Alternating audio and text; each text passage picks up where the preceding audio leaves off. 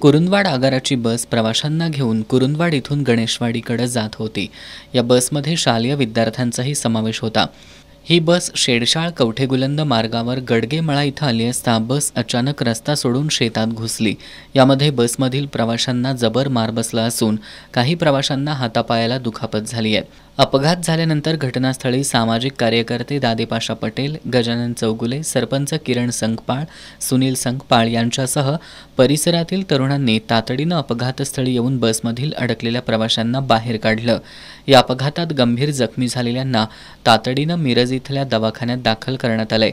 जखमींपैकी दोघांची प्रकृती गंभीर आहे। या अपघातात बसच्या समोरील भागाचा चक्काचूर झालाय। या ठिकाणी विद्युत खांब होता, मात्र बस चालकानं प्रसंगावधान राखत बस शेतात वळवली। यामुळे मोठा अनर्थ टळला।